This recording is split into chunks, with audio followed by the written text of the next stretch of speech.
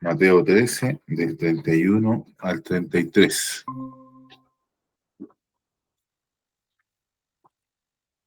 La lección, Mateo 13, del 31 al 33, y le vamos a dar lectura en el nombre de nuestro Señor Jesucristo.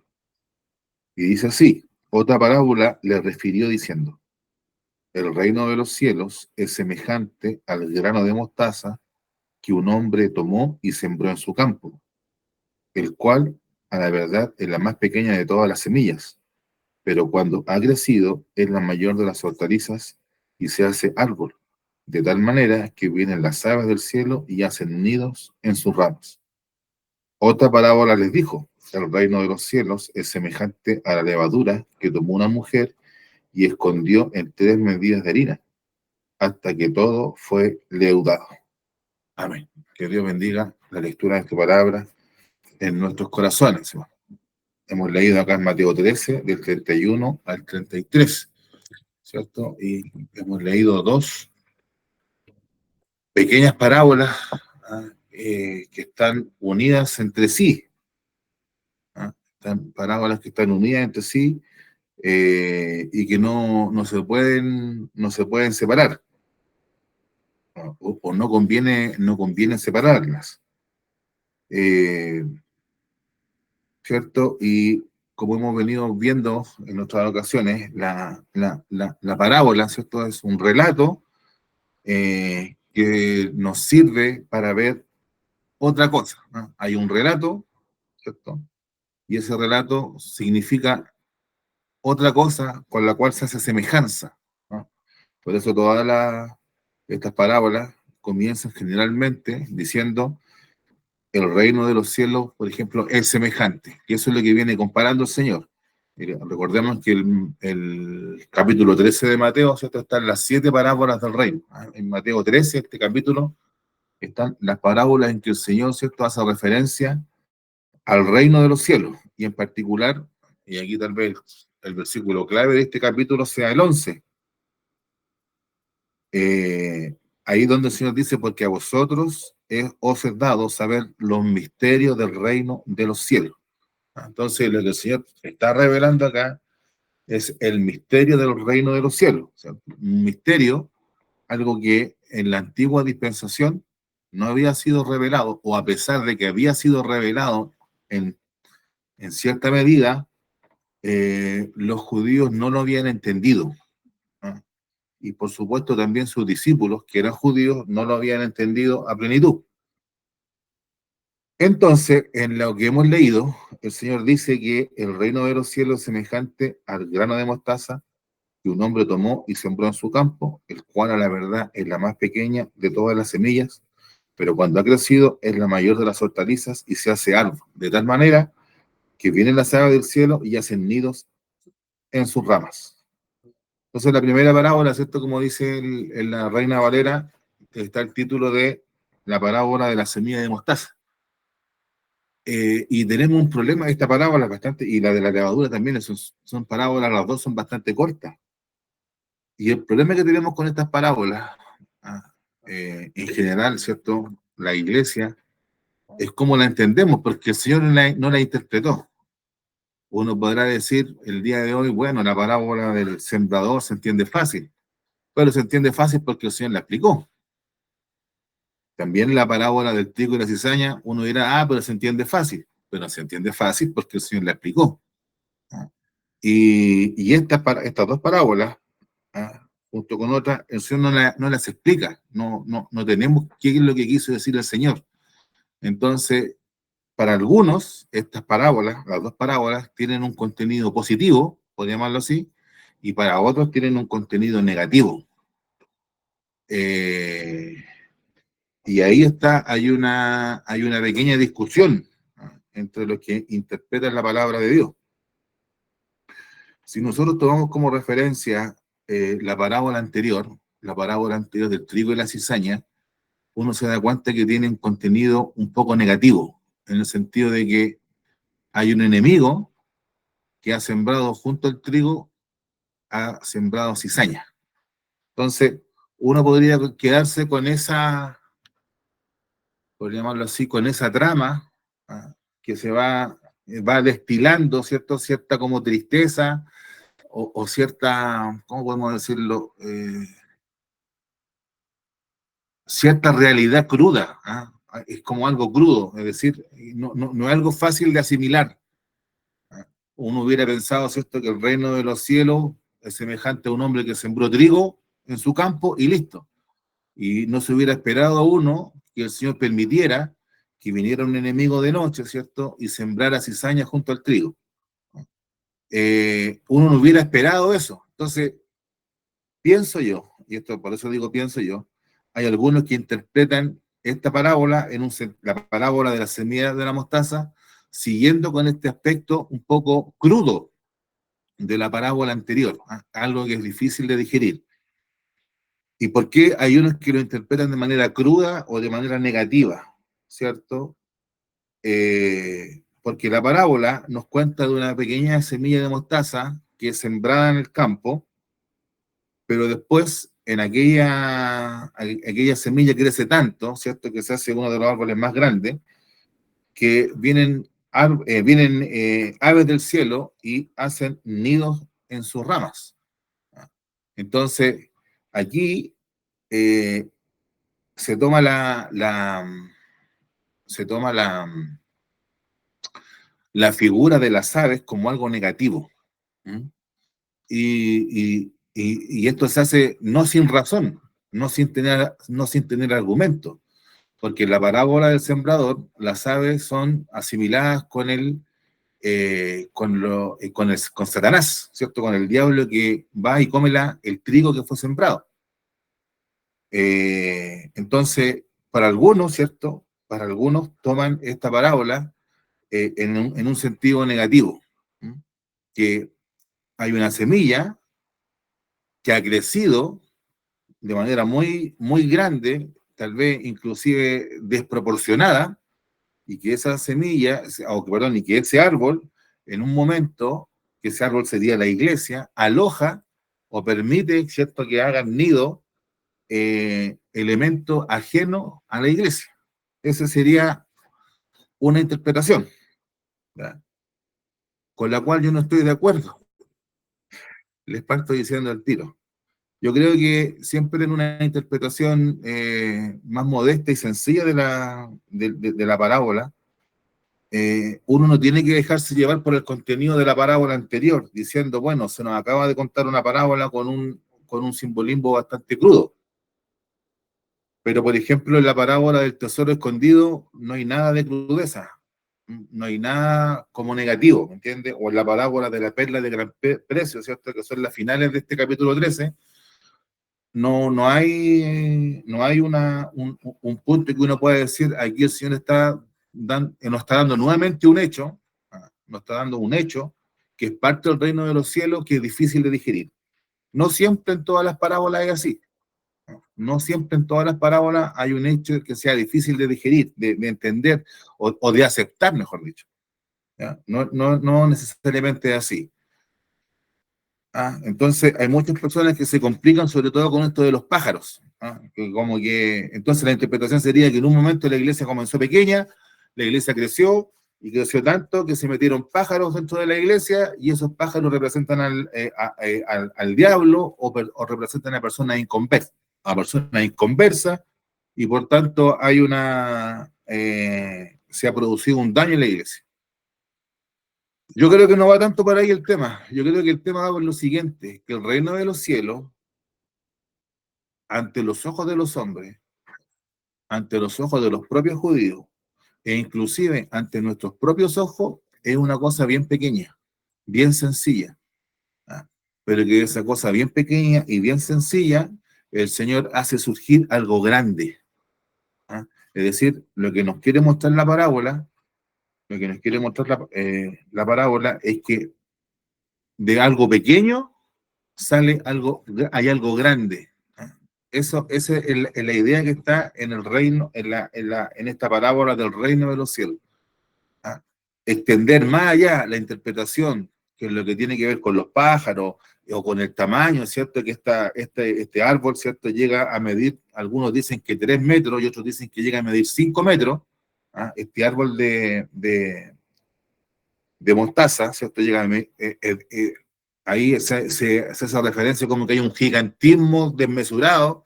Esas cosas, ese tipo de interpretación, entiendo yo que es extender un poco, es como lo que hablábamos la otra vez, es estirar un poco el chicle, es extender demasiado la interpretación, ah, tratando de llegar a una comprensión total, ¿cierto? O tratar de colocar todos los casos posibles dentro de la parábola, siendo que aquí el Señor lo que nos está mostrando son solamente, eh, son elementos básicos que pertenecen al reino de los cielos, al gobierno de Dios y que se representa físicamente por la iglesia.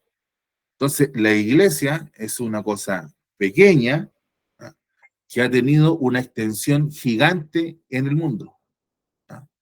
Y nosotros, ¿cierto? Esta extensión gigante, nosotros lo podemos ver en lo que pasó con la iglesia del Nuevo Testamento. ¿Ah?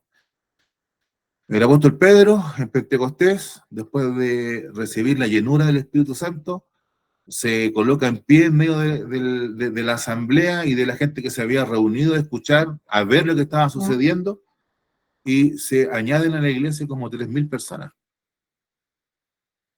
Luego, en la predicación que Pedro hace, después de haber sanado al cojo ahí en la puerta del templo, la hermosa, ¿cierto? En esa puerta, se agregan a la iglesia como 5.000 personas. Y ahí Lucas nos dice que entre los varones hay 5.000.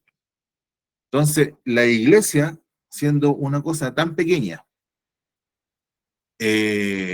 constituida por personas de condición humilde, sin estudio, sin pertenecer a ningún grupo reconocido dentro de la sociedad de Israel.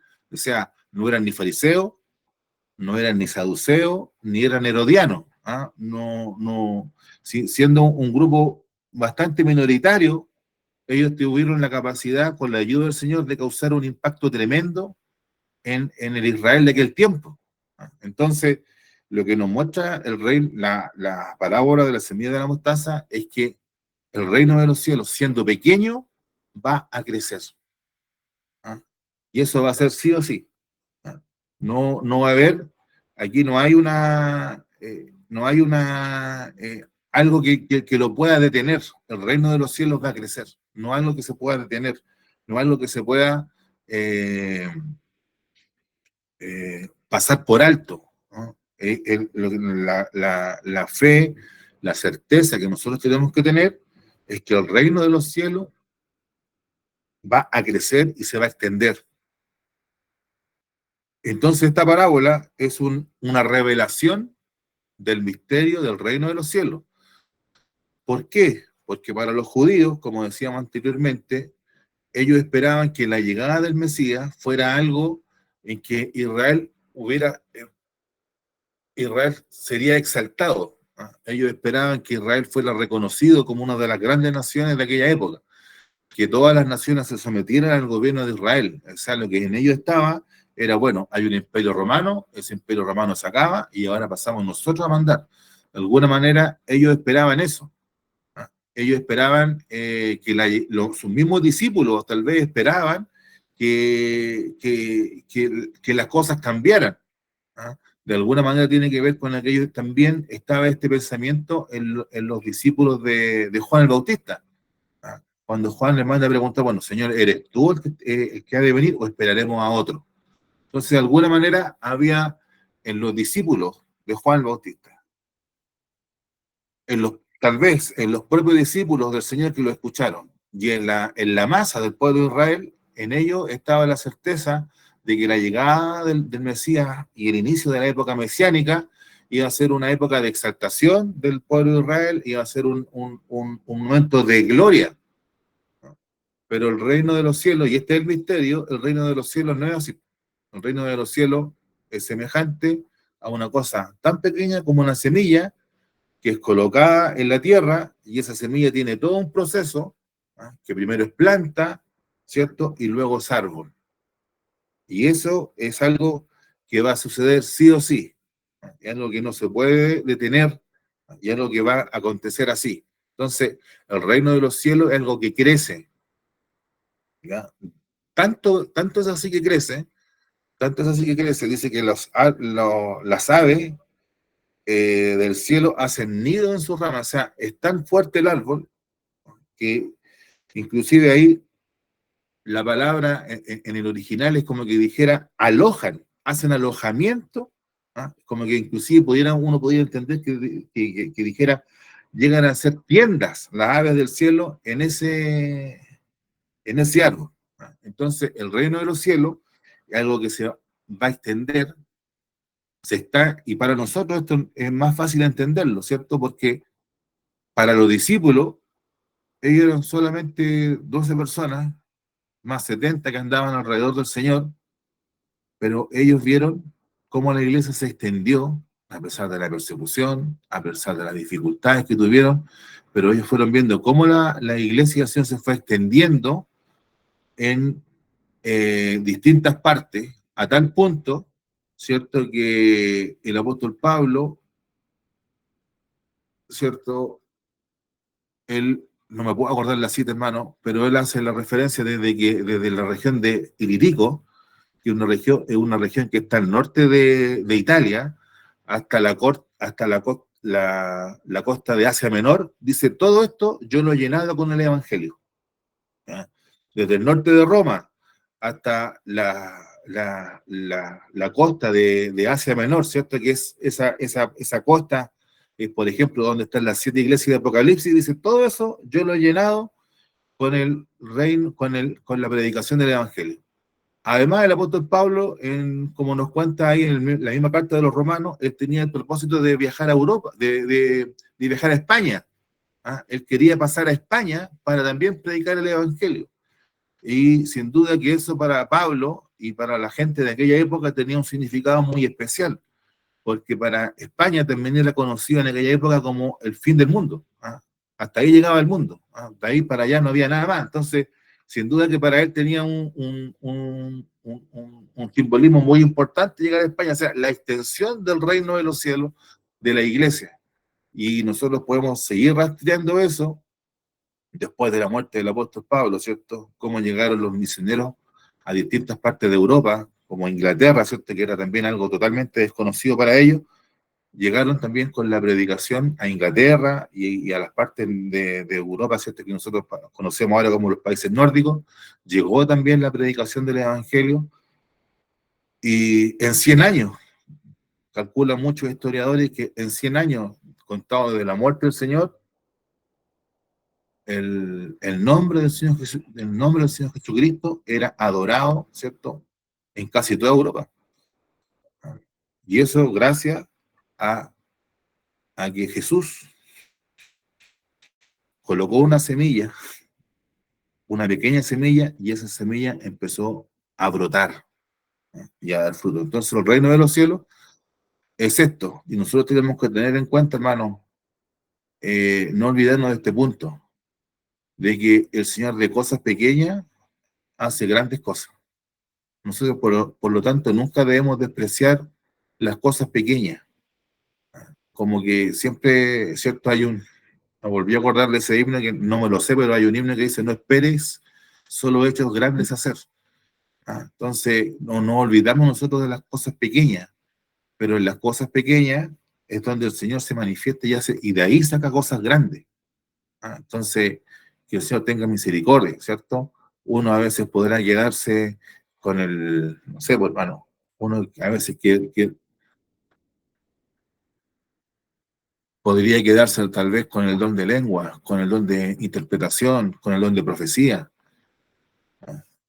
pero tal vez sería más necesario que tuviéramos más la capacidad, que fuéramos personas de oración, hombres y mujeres de oración.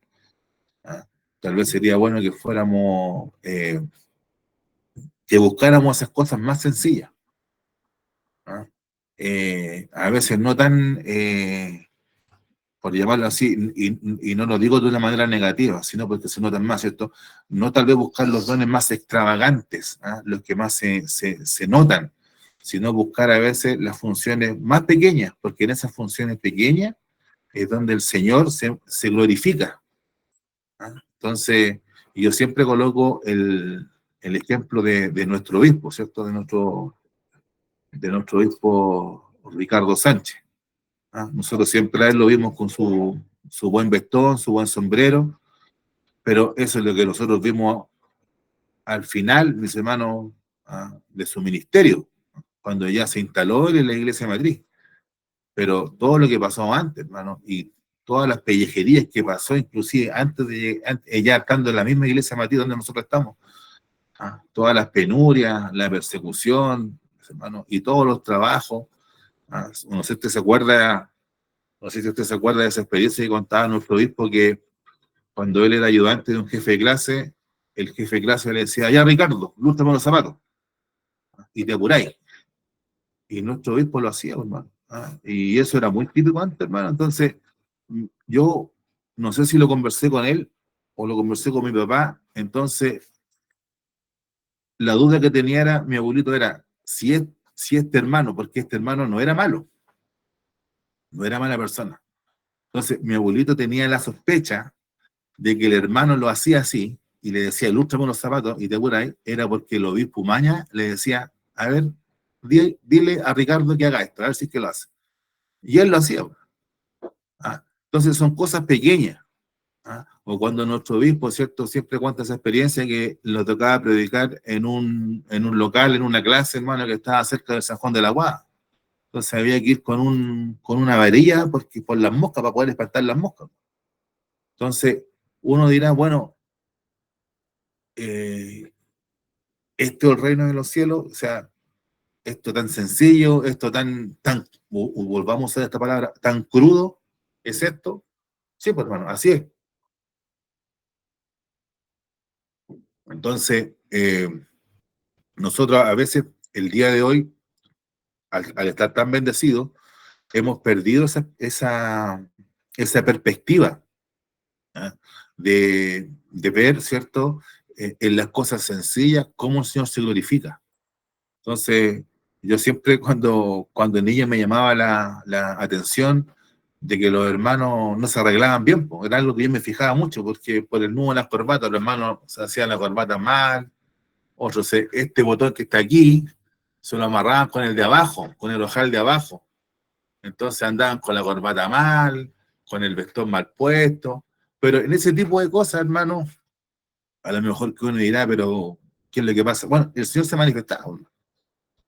Ahí donde uno veía que de repente a lo mejor uno dirá, oye, yo tuve la oportunidad de escuchar a predicadores antiguos. Entonces, uno analizando y recordándome de esas predicaciones, uno dirá, oye, las predicaciones ahí nomás, po. Pero el poder del Señor se manifestaba. Hoy día también otra cosa que sucede mucho, nos hemos puesto tan profesionales con la música, por ejemplo. Hay tantos instrumentos electrónicos, y no solamente instrumentos, sino que hay tanta cuidado con el audio, con la calidad del audio, ¿ah?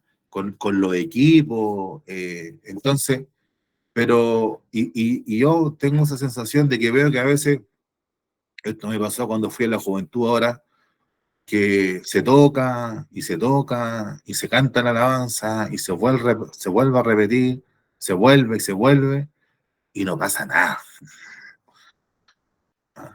Entonces, pero yo me acuerdo cuando chico, hermano, que los hermanos cantaban eso como se decía antes, con la guitarra de palo y con un micrófono, de repente, esos micrófonos chinos, hermano, que duraban como 4 o 5 meses, después se echaban a perder, y el Señor se manifestaba.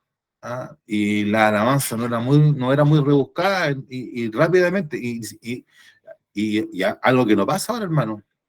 Y yo lo vi cuando pequeño también, o sea, con el himnario. Ahora, hermano, el himnario se usa como para decir aquí, bueno, respetamos el himnario, primera alabanza se abre con un himno y después, pero yo veía, hermano, cómo con los himnos del himnario el poder del Señor se manifestaba y había algo hermoso. Yo, por ejemplo, eh, Siempre me acuerdo de esa experiencia que contaba mi abuelito José, que una vez en un viaje al sur, ellos iban en el tren, iban varios hermanos de la iglesia matriz, que seguramente iban a Penco, y eh, iban cantando un himno, hermano, iban cantando un himno en el tren, no me puedo acordar el himno. Bueno, ya me iré a acordar el himno que iban cantando en el tren, hermano. Pero fue tanto que lo cantaban tan bonito en el tren, hermano, que la misma gente que no era cristiana les pedía, por favor, vuélvanlo a cantar. ¿Ah? Vuélvanlo a cantar. ¿Ah? Entonces, y la gente, y el poder del Señor se manifestó en el tren, hermano, la gente llorando, todo, era algo que sucedía. Pero en esa iglesia que pasaban esas cosas, no había ni abogados, ni médicos, ni profesores, ni arquitectos, ¿no? Entonces, de alguna manera, yo no digo que la situación de los hermanos profesionales esté mal, sino que hemos perdido tal vez esa sencillez de a veces mucha elaboración, no sé, mucha preparación, y hace que no, la cosa no era como antes, hermano. Antes era como, no sé cuál era el dicho, ¿cierto? 2 cucharadas y a la papa al tiro, ¿no? A la presa al tiro. Era algo instantáneo, hermano. Ahí no había más vuelta que darle. Entonces, tengamos en cuenta esto, tengamos en cuenta que el reino de los cielos es algo parte como algo pequeño, algo sencillo y se desarrolla de una manera tremenda. Y por tanto, siempre nosotros tengamos presente ese principio para hacer nuestras cosas, para desarrollar nuestra vida. ¿Ah? Cosas pequeñas, hermano. ¿Estamos pidiendo la bendición a nuestra casa? A lo mejor acá hay varios que son abuelos. Estamos dándole gracias al Señor por los alimentos y que nuestros hijos se enteren de que nosotros, que a lo mejor lo más probable es que un nieto le pregunte, ¿por qué tú haces eso? Y ahí usted le da la oportunidad, usted va a tener esa oportunidad y usted va a pensar, bueno, esto es tan sencillo, ¿va a servir de algo? Si creemos en lo que dice la palabra del Señor, efectivamente de eso pequeño, que tal vez sea pedir la bendición por los alimentos, eso pequeño va a producir un gran fruto. Entonces, que el Señor nos ilumine a nosotros para ir descubriendo las cosas pequeñas, ¿cierto? Pudiera darle muchos ejemplos de cosas pequeñas que el Señor hizo grandes, pero pongamos un ejemplo, hermano, bastante sencillo, ¿cierto? Lo que pasó con David, ¿cierto? El Señor le ordenó a Samuel, anda a la casa de Isaí y di que te presenta a sus hijos porque uno de ellos va a ser el rey de Israel. Pero, ¿cierto? A los ojos de Samuel, habían varios que eran candidatos. Decía, este es, ¿cierto? Pero que el Espíritu de Dios lo retenía hasta que él vio, ¿cierto? A este joven David y el Señor le habló, le dijo, este es. Entonces, de una persona tan sencilla, tan pequeña, el Señor sacó a su ungido y de ahí el Señor es pariente del Señor. Entonces, el mismo David, ¿cierto? Delante de, de este paladín llamado Goliat, ¿cierto? Que salía a desafiar a los escuadrones del ejército del Señor. Este Goliat lo miró, oye, pero ¿quién eres tú? ¿Por qué vienes a mí? ¿Piensas que soy un perro que vienes con piedra y palo? ¿Vienes contra mí? Entonces, eso pequeño, hermano, en la persona de David, las promesas, la comunión, el pacto que Dios hizo con él, uno no lo podría vislumbrar, no lo podría presagiar en base a lo que uno vio en un principio. Pero ahí nosotros vemos que de esa persona sencilla, humilde, ¿cierto? El Señor lo sacó y lo destacó y lo colocó por encima de su pueblo, para colocarlo en un lugar de excelencia, en un lugar destacado. Por eso nosotros no despreciamos las cosas pequeñas, ni las labores pequeñas, hermano. Y yo creo que tenemos que buscarla. O sea, a veces se nos complican muchas cosas porque no hay hermanos. ¿Ah? No hay hermanos para la puerta, no hay hermanos para la ofrenda, no hay hermanos para hacer aseo, no hay hermanos para el punto. Entonces son cosas sencillas y uno dirá, pero no, yo no estoy para estas cosas. Es que si no está para las cosas pequeñas, no va a estar para las grandes, ¿no? Si no ha sido fiel en lo poco, difícil que sea fiel en lo grande, ¿no? Entonces, que el Señor tenga misericordia de cada uno de nosotros y que nos ayude en este punto. También siempre es bueno sobre este punto, sobre lo pequeño y lo grande,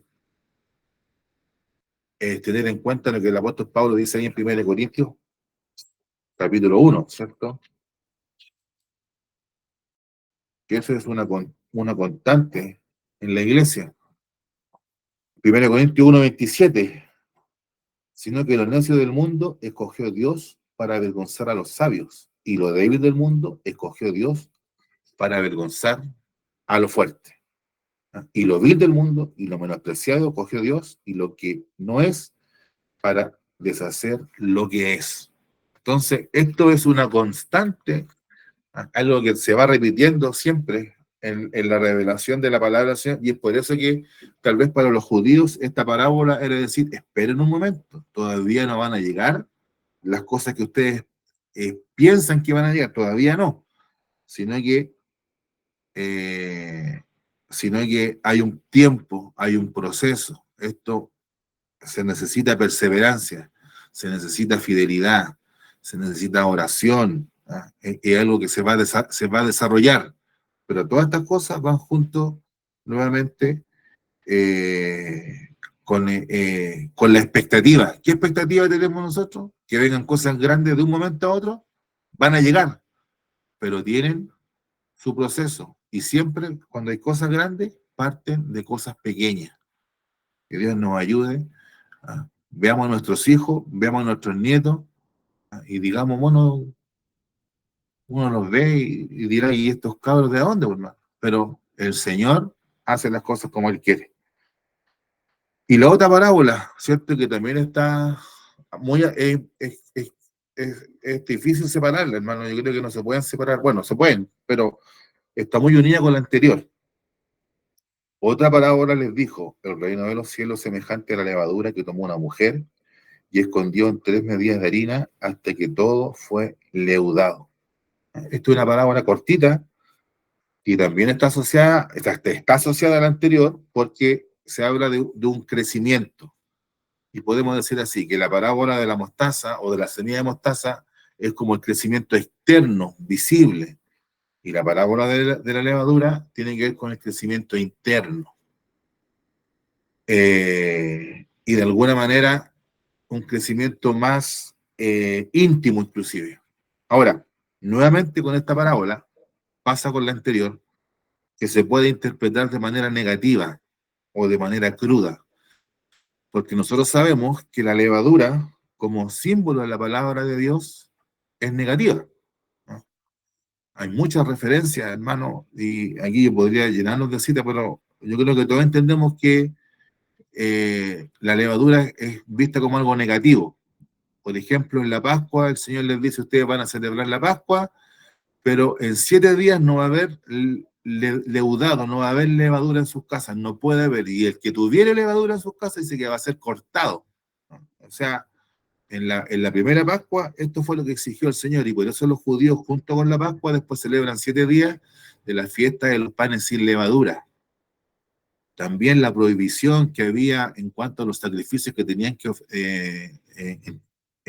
ofrecerse en el templo, estaba prohibido que se ofreciera levadura o algo con levadura. Estaba prohibido, ¿cierto? Como nos muestra el Levítico. El mismo Señor advierte a sus discípulos, haciendo referencia de que tengan cuidado de la levadura de los fariseos, ¿cierto? De los herodianos, de los saduceos, que tengan cuidado, y haciendo referencia a que la levadura de ellos tiene que ver con la enseñanza, con la doctrina que ellos tienen. También el apóstol Pablo hoy en Gálatas, ¿cierto?, hace referencia a que un poco de levadura leuda, eche a perder toda la masa, leuda toda la masa, y por tanto hay que tener cuidado con la levadura. Entonces, si queremos interpretar esta, esta parábola en un sentido negativo, tenemos bastante de dónde tomar. Porque, como le digo, la levadura en general es tomada, o sea, en su totalidad, es tomada como un signo, como un símbolo negativo o malo. Pero el contexto del símbolo es el que nos indica si es bueno o malo. Porque, por ejemplo,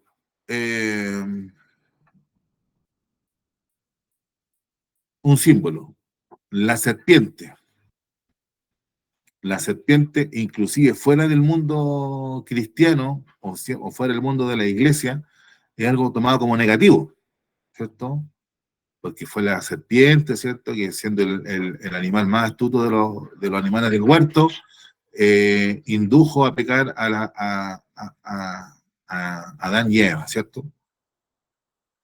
Pero el Señor le indica a Moisés, oye, hazte una serpiente de bronce y cualquiera que mire la serpiente va a ser sano de la picadura de otra serpiente.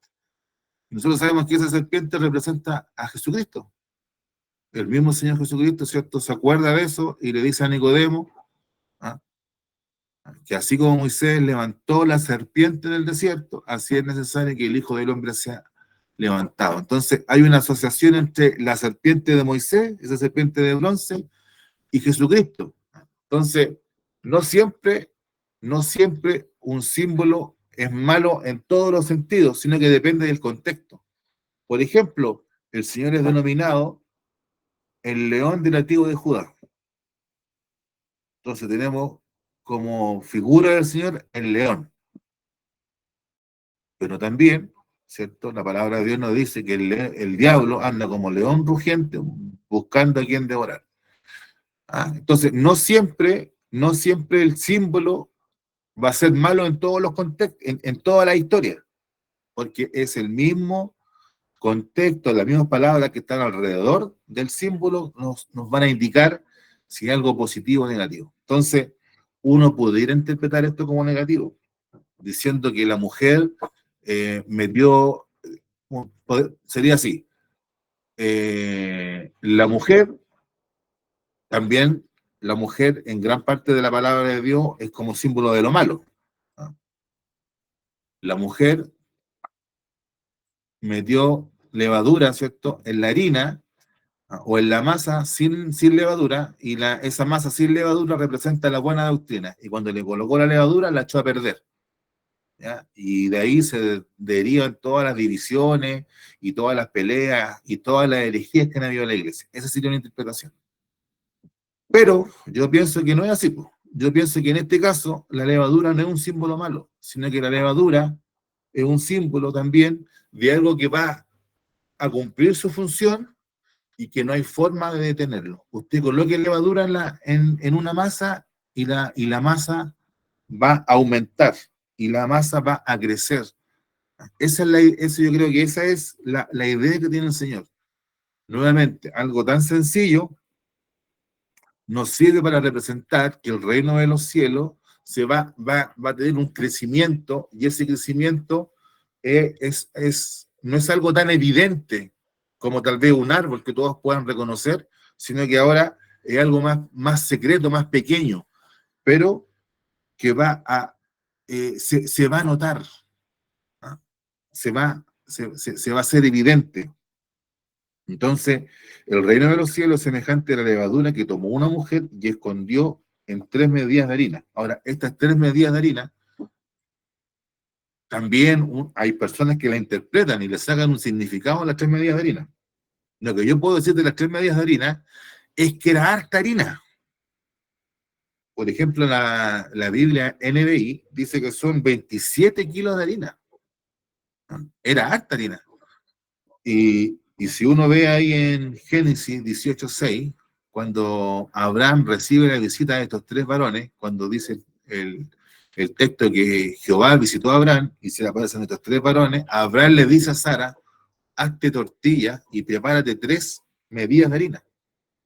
Entonces era harta harina lo que se estaba preparando, ¿no? Entonces, lo importante es esto, que la levadura va a surtir efecto, y va a leudar toda la masa.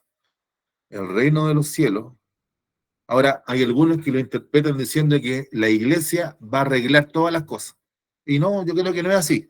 No es nuevamente es necesario extender tanto la interpretación, sino que el reino de los cielos no es que vaya a arreglar todas las cosas. ¿Ah? No es que en un momento, cuando llegue el Señor, esté todo arreglado. No, en el reino de los cielos, el reino de los cielos, lo que nos dice, ¿cierto? Es que va a mejorar las condiciones en las cuales nosotros vivimos. ¿Ah?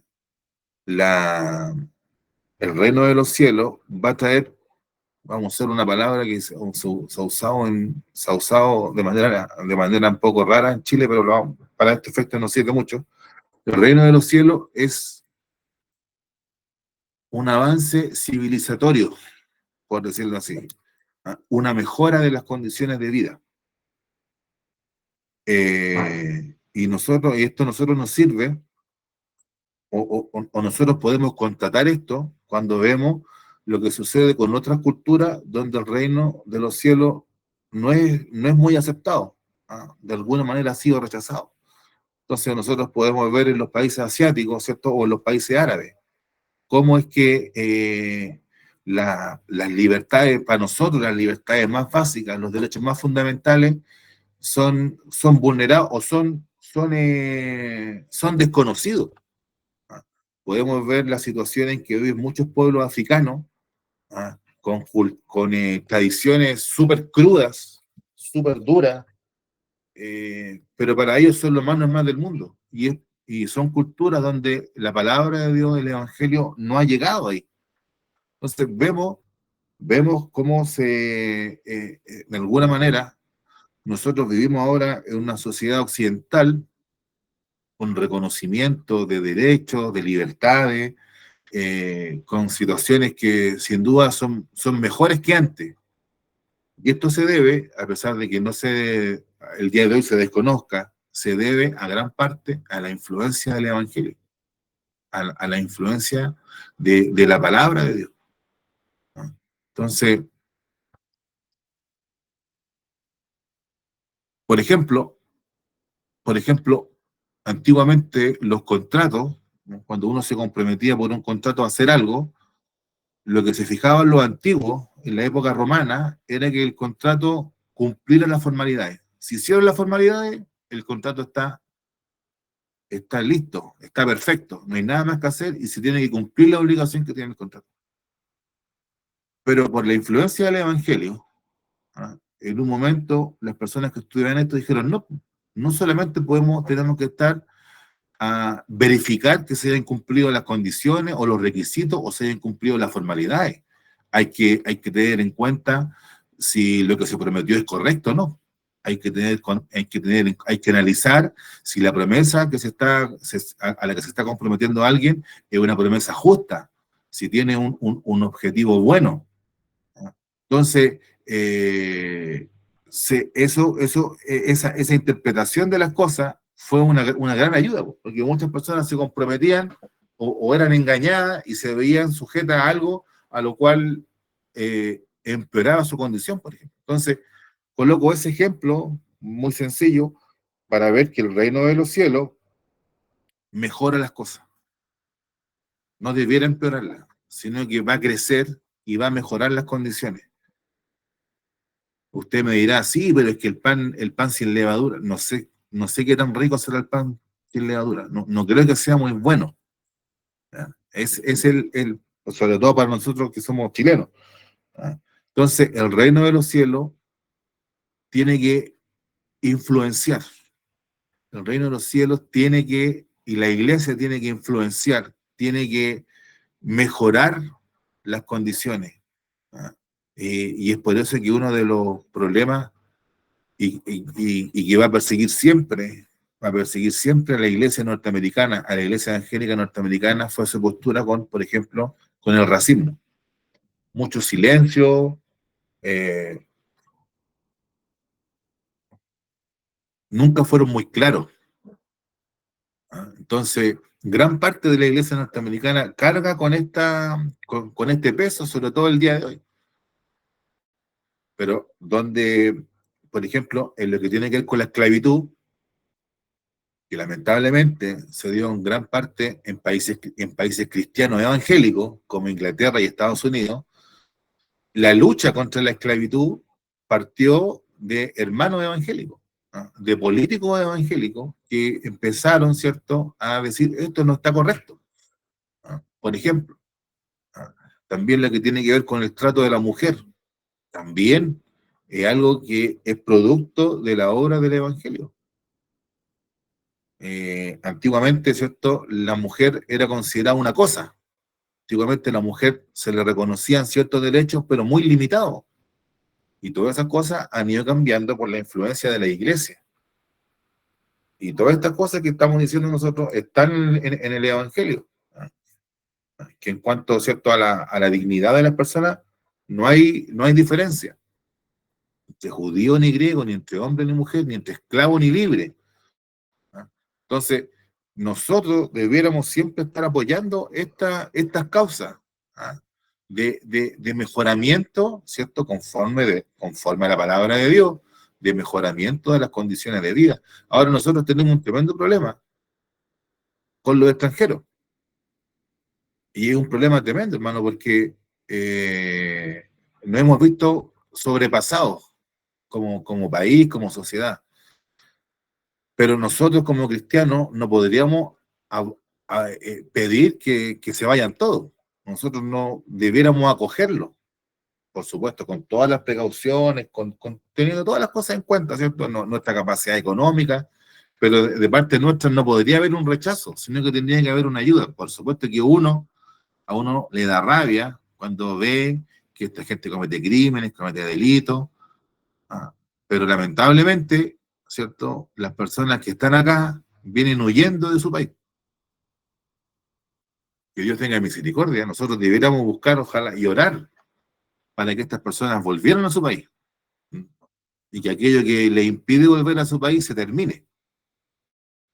Pero nosotros no pudiéramos estar orando para que se mueran o para que se vayan a la mala. No estaría correcto eso en nosotros. Que Dios tenga misericordia. Entonces, el reino de los cielos es semejante a esta situación. Hay una mujer que coloca levadura en una masa y esa masa, que es bastante grande, dice que todo fue leudado, ¿no? Nosotros preparamos,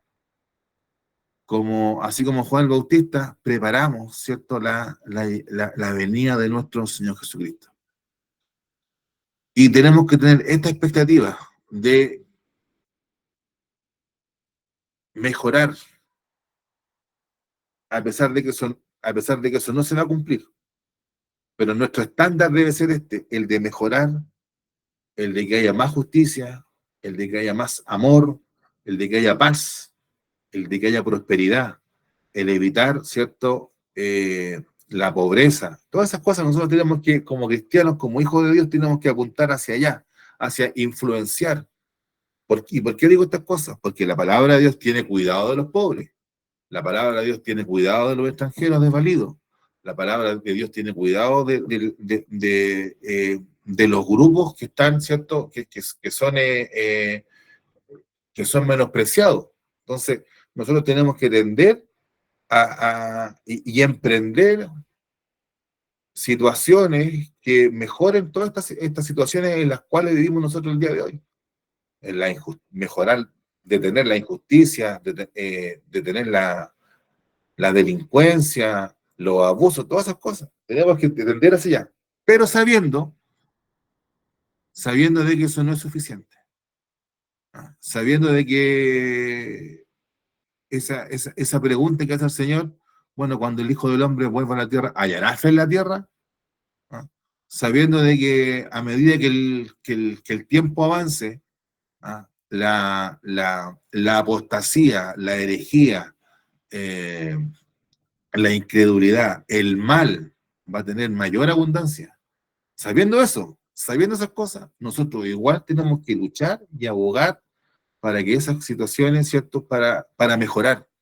Y tal vez nuestro radio de acción, nuestro campo de acción, tal vez sea pequeño, pero eso va a ser suficiente para dar testimonio del reino de los cielos, para dar testimonio de la palabra de Dios y para dar testimonio, hermanos, que lo que Dios ha iniciado no se va a detener. Entonces, en algún momento de la historia, y eso tal vez lo estamos viendo el día de hoy, porque de alguna manera como que la balanza se inclinó hacia el otro extremo. Es decir, de todas las cosas buenas que hizo la iglesia, se están tomando grupos, ¿ah? Grupos anarquistas, grupos que tienen que ver con toda esta filosofía o esta ideología de género, ¿cierto? Se están tomando, hay ciertos grupos que ahora están abusando de esto. Se están yendo al otro extremo, como que la balanza se inclinó o el campo se inclinó hacia allá, hacia otro extremo, ¿cierto? Pero nosotros tenemos que con la ayuda del Señor tratar de equilibrar esto. ¿Y cómo se equilibra eso? Siendo hijo de Dios y siendo también persona. Que en cada uno de nosotros la palabra del Señor está en nuestro corazón. Y toda nuestra vida se ve influenciada por la palabra de Dios. Así como la levadura influye en toda la masa, así también la palabra de Dios influye en nuestro corazón e influya en nuestro trabajo, en nuestro negocio, en nuestra vida familiar, en nuestra vida intelectual, en nuestra vida, en los momentos que nos alimentamos, en los momentos que nos divertimos, todo esté influido por la palabra de Dios. Y teniendo esa influencia en nosotros, de la palabra del Señor, del reino de los cielos, teniendo esta perspectiva de reino, de mirar las cosas, como el reino de los cielos se está extendiendo, vamos a hacer siempre una ayuda. Que Dios nos ayude, hermano, y tenga misericordia de nosotros. Que como dice el apóstol Pablo a Tito, que adornemos la doctrina de Dios. Que en nosotros esté cierto, que seamos amables, seamos buenas personas, que seamos responsables, pero esto es porque está la palabra de Dios en nosotros. Y eso nos sirva para comunicar, para revelar también lo que hay en nosotros, que es la palabra del Señor. Y como sociedad, buscar que las cosas mejoren. Y tal vez nosotros como iglesia evangélica pentecostal no hemos llegado a ese nivel de poder influir en la sociedad. Siempre tenemos de alguna medida ese miedo y descansamos. Bueno, los católicos hacen eso, o otra gente hace eso. Pero que Dios nos ayude, hermano. Que Dios nos dé los medios, nos dé la capacidad y también nos dé las personas que tengan esa visión de poder extender al reino de los cielos. A veces uno ve, por eso hay que buscar como un equilibrio, ¿cierto? Nosotros todos conocemos el ejército de salvación, por ejemplo, que está inspirado en esto también, en ayudar a las personas. Pero, ¿cuán eficaz es esa ayuda? Eso es algo que el ejército de salvación, por lo menos en Chile, se ha disminuido mucho. Pero, y ahora otro punto, que sí es evidente para todos nosotros. ¿Cuánto ha crecido la iglesia del ejército de salvación? Bastante poco, ¿no? Entonces, ahí hay que buscar ese equilibrio. A veces la iglesia se pone muy hacia la ayuda social, pero se olvida de la parte doctrinal, se olvida de la parte espiritual. Y tal vez esa circunstancia a nosotros como iglesia pentecostal nos ha hecho detenernos un poco en ese punto, en decir, nosotros tenemos que hacer un aporte a la sociedad. Entonces nosotros decimos, no, nuestro aporte es espiritual, pero vemos que hay personas desvalidas, vemos que hay personas pobres, vemos que hay personas en muchas situaciones muy, muy desfavorecidas. Entonces, pero tenemos que tener en cuenta que el reino de los cielos tiene que influenciar. Tal vez no vamos a llegar nosotros a ver que nosotros, no sé, que tengamos, que a lo mejor la iglesia tenga algún orfanato o que tenga alguna casa de acogida, a lo mejor nosotros no lo vamos a ver, tal vez más adelante. Pero si llegara a pasar eso, es por esto, hermano. Porque el reino de los cielos, la bondad del reino de los cielos, el amor, la fidelidad del reino de los cielos, hace que todas las cosas mejoren. Y que de alguna manera podamos influenciar, así como la levadura influye, así nosotros podamos influenciar donde nosotros estemos. ¿Ah? Sea grande o sea pequeño. Sea que alguien lo conozca a usted o tal vez nunca sepan quién fue usted. Y ahí tal vez un ejemplo muy hermoso que tenemos en la palabra del Señor es aquella criada que fue llevada, ¿cierto?, a Siria y su señor, que era leproso, ella le contó, oiga, señor, ¿sabe que allá en Israel hay un profeta que se llama Eliseo y que él le puede sanar de su lepra? Y habiéndose enterado de esto, y nadie sabe el nombre de esa mujer, este varón, ¿cierto?, partió hacia Israel a encontrarse con Eliseo. Entonces, ahí vemos que esa mujer influyó para que el nombre del Señor fuera conocido, influyó para que este hombre fuera sanado, ¿ah? Y nos deja a nosotros una hermosa enseñanza, un hermoso testimonio de lo que Dios puede hacer, de lo que nosotros podemos influir. Que el Señor nos ayude, hermano. ¿Ah? No menospreciemos lo pequeño, y démonos cuenta de esto, hermano, que si hay algo que une las dos parábolas, y con esto termino, es que el reino de los cielos es vida que crece, es vida que aumenta, es vida que influye, ¿ah? Es vida que ayuda. ¿Ah? Que Dios tenga misericordia de nosotros. Y esto lo decimos así porque no queremos, o de mi parte, no quiero hacer una interpretación muy extensiva, ¿ah? De todos los puntos a los que uno pueda llegar. ¿Ah? Y que el Señor tenga misericordia de nosotros para que nos quedemos con esta enseñanza, pues, hermano, de que el reino de los cielos es vida, es una vida que crece, es una vida que ayuda, ¿ah? Es una vida que influye, y teniendo siempre la expectativa de glorificar al Señor hasta donde más podamos, y sabiendo de que a pesar de eso, hermano, las cosas al final de los tiempos va a ser un tiempo caótico, va a ser un tiempo de tribulación, de incredulidad, que la maldad va a aumentar en la tierra. Sabiendo todo eso, nosotros tenemos que siempre procurar, hermano amado, de colocar el reino de los cielos en alto. ¿Ah? Por ejemplo, ¿cuál hubiera sido nuestra actitud, ¿ah?, en la Alemania nazi? ¿Ah? Un momento caótico, un momento oscuro de la humanidad, un momento crudo, duro, ¿ah? Pero hubieron hijos de Dios que ayudaron a los judíos, hubieron hijos de Dios que los albergaron, los protegieron, los alimentaron. ¿Ah?